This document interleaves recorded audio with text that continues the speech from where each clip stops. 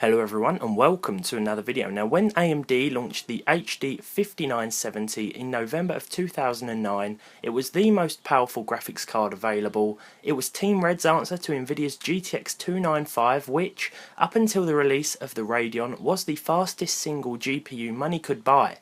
It's an interesting card to me because it released just as DirectX 11 was becoming the new standard for APIs, and what better for that to be utilised than by a $600 powerhouse. I was actually looking to buy one weeks ago, so you can imagine my frustration when I narrowly missed out, especially at this price.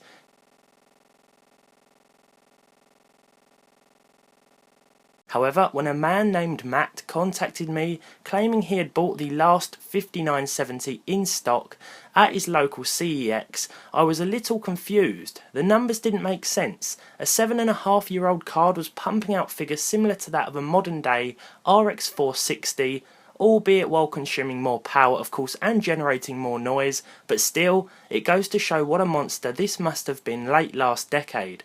Essentially two 5870s combined on a single board and downclocked to 5850 speeds, the 5970 drops the ×2 tag in favour of the higher model number instead.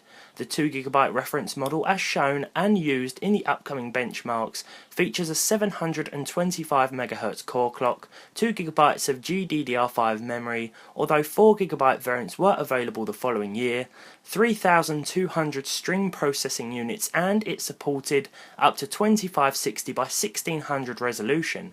This is a 294 watt maximum card, and AMD recommends a 650 watt PSU with one 6-pin and one 8-pin connector. Now these cards actually seem like a pretty rare find these days, and you can expect to pay anything up to $150 or pounds, although most of the time you will find them cheaper, and for a card that comes in at about 10% slower in gaming than the aforementioned RX 460, I wouldn't pay more than $60 for one of these, especially when you'd need to find yourself a pretty beefy PSU.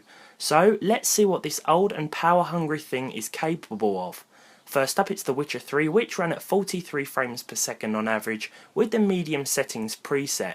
At its lowest, the game dropped down to 12 frames per second, but the recorded 1% and 0.1% lows were recorded as 33 and 25, meaning that any stutter that may have occurred wasn't too significant and therefore didn't take away from the overall experience.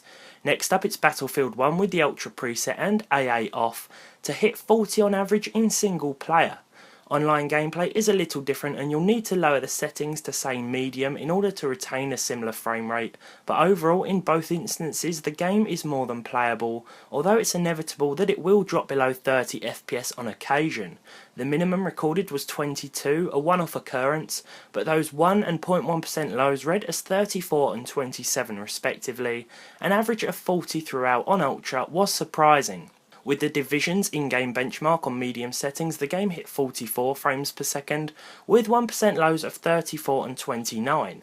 There's really no stutter to be honest, but the game did freeze up very briefly at one point, though if you're looking to play the Division with an HD 5970, then you'll have no real problems, especially if you don't mind sacrificing a little more visual quality to increase that frame rate even higher.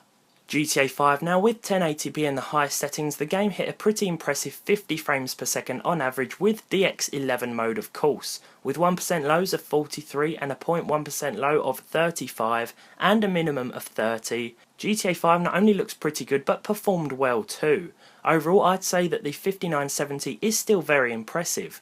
The games tested today are among some of the best looking graphics wise, and the 5970 held its own very well considering. If you find one at a great price, you'll be pretty pleased with it, and although the RX 460 would be the better choice because it's newer with the latest driver support, this old beast has still got some life left in it, and it will certainly be interesting to see if the lifespan of top-end modern cards will match the longevity of the older generations. So guys, thank you for watching. I hope you enjoyed this look back at the 5970 from AMD. A very powerful and interesting card. If you did, as always, leave a like down below. If you didn't, leave a dislike. Subscribe to the channel if you haven't done so already, and hopefully I'll see you all in the next one.